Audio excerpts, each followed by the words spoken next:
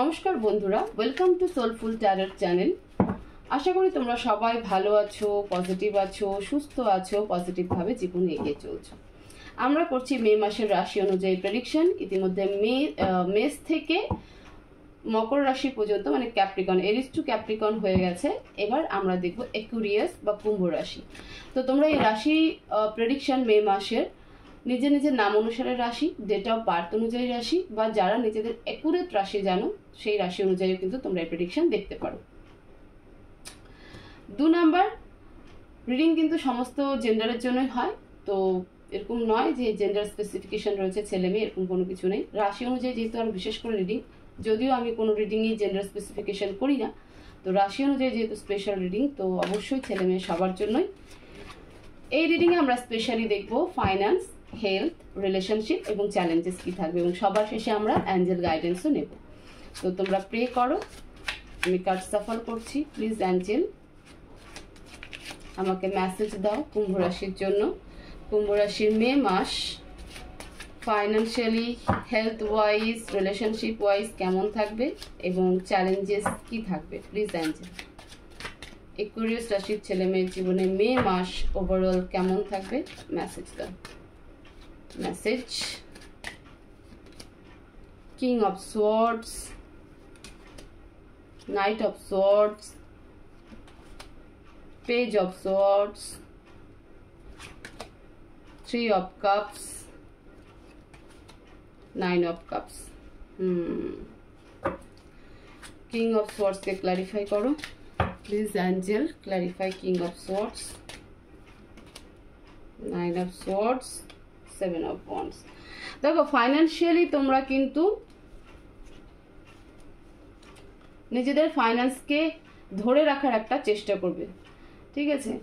নতুন তো আমি কিছু দেখছি না যে না নতুন কিছু শুরু করবে বা খুব গ্রোথ হবে, তবে যা সেভিংস আছে সেটাকে কিন্তু ধরে রাখার চেষ্টা করবে।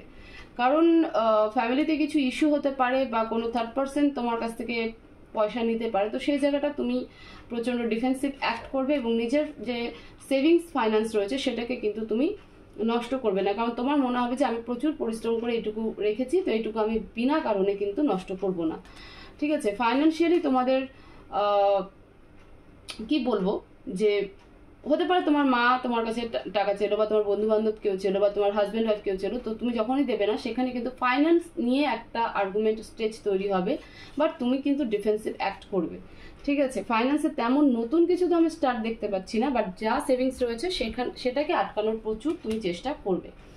Health wise night of swords, clarify night of swords please angel, knight of swords, clarify करो knight of swords के, eight of wands and justice। আমি ওটা একটু ক্লারিফাই হতে চেয়েছিলাম। দেখো হেলথে বলবো যে ছোটো মোটো একটা চোট পাবে, মাইনর একটা অপারেশন হতে পারে, ঠিক আছে। বিশেষ করে পায়ে পুরনো কোনো যদি পায়ে ইনফেকশন কিছু থেকে থাকে, বা এমন কিছু হতে পারে যে হয়তো তুমি ছোটো মোটো একটা অ্যাক্সিডেন্ট করলে, তো সেখানে একটা মাইনর অপারেশন কিন্তু তোমাদের হতে পারে। তো একটু চলাফেরা কেয়ারফুলি করো, খুব স্পিডে দৌড়ানোর চেষ্টা করো না, দেখে শুনে হাঁটাচলা করো, দেখে শুনে একটুখানি চলার চেষ্টা করো। কুম্ভ রাশি, যদিও কুম্ভ রাশি 7.5 লাস্ট পার্ট চলছে, এটা 2.5 বছর, থার্ড টাইম মানে লাস্ট টাইম চলছে, তো এই সময়টা পায়ে চোট পাওয়ার একটা বড়সড় সম্ভাবনা থেকে থাকে, এবং সেটা একটুখানি কিন্তু তোমরা কেয়ারফুলি চলো। রিলেশনশিপে পেজ অফ সোয়ার্ডস কার্ড কেন, please Angel clarify page of swords, please Angel clarify page of swords, page of wands, 10 of wands. তোমাদের রিলেশনশিপে প্রচুর লোকের ইনভলভ, ফলে রিলেশনশিপে তোমাদের কিন্তু প্রচুর প্রবলেমও। মে মাসে তোমাদের রিলেশনশিপে প্রচুর লোকের ইনভলভ থাকবে, এবং যার ফলে কিন্তু আর্গুমেন্ট তোমাদের রিলেশনশিপে থাকবে, ঠিক আছে। কমিউনিকেশন হবে, ডিসকাশন হবে, কিন্তু মাঝখানে লোকের এত ইনভলভমেন্ট থাকবে, হতে পারে যে হচ্ছে তোমার উপরে লোকের প্রচুর, মানে তোমার ফ্যামিলির প্রচুর রেসপন্সিবিলিটি, বা তোমার পার্টনারের উপরে প্রচুর রেসপন্সিবিলিটি, সেই কারণেও কিন্তু তোমাদের আর্গুমেন্ট হতে পারে। কারণ তোমাদের সম্পর্কের মধ্যে প্রচুর লোকের ইনভলভমেন্ট, প্রচুর লোক এখানটাতে এঙ্গেজড, যার ফলে তোমার এবং তোমার পার্টনারের মধ্যে কিন্তু রিলেশনশিপ মে মাস খুব একটা ভালো যাবে না। হতে পারে নো কন্ট্যাক্ট জোন, তোমরা মে মাসেও থাকতে পারো। ঠিক আছে, চ্যালেঞ্জেস হচ্ছে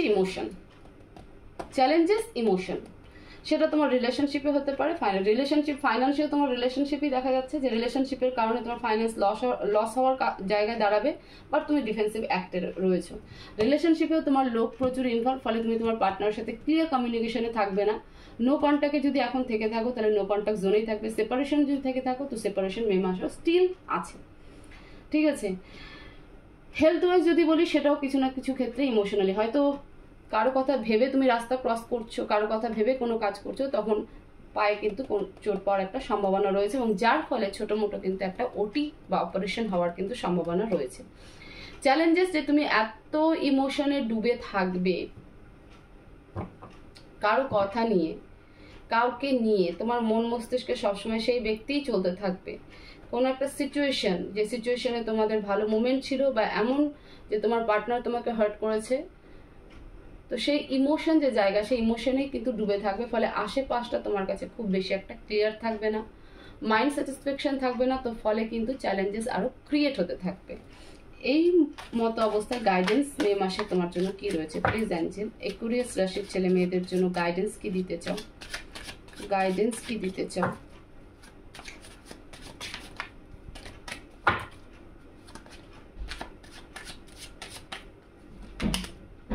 Eight of Cups, Nine of Wands. Guidance হচ্ছে, গাইডেন্স একটাই, ইমোশনাল থেকে বেরিয়ে আসো, ওয়েট করে কোনো লাভ নেই। অ্যাকুয়ারিয়াস রাশি, ঠিক আছে, নিতে হলে অ্যাকশন নাও, বাট ইমোশনালি দাঁড়িয়ে থেকো না, যে কোনো সিচুয়েশনে থেমে থেকো না, ইমোশনালি ইমোশনাল আটকে রেখো না। কমিউনিকেশন করতে হলে কমিউনিকেশন করো, ওপেন আপ হও, ক্লিয়ার কমিউনিকেশন দাও।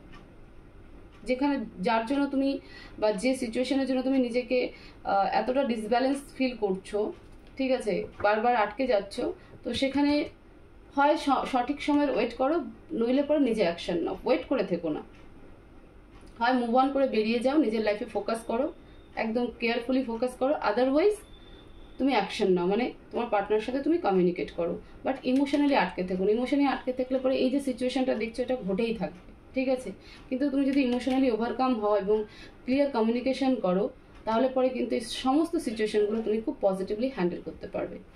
তো এই ছিল অ্যাকুয়ারিয়াস রাশির রিডিং মে মাসের। হোপফুলি এই রিডিং থেকে তোমাদের অনেকটা ইনফরমেশন পাবে, তোমরা সেই মতো মে মাসে চলতে পারবে এবং সঠিকভাবে চলতে পারবে। তো অবশ্যই ভিডিওকে শেয়ার করবে, লাইক করবে, কমেন্ট করবে এবং চ্যানেলকে অবশ্যই সাবস্ক্রাইব করবে। সবাই ভালো থাকবে, সুস্থ থাকবে, পজিটিভ থাকবে। দেখা হবে নেক্সট ভিডিওতে। Thank you so much.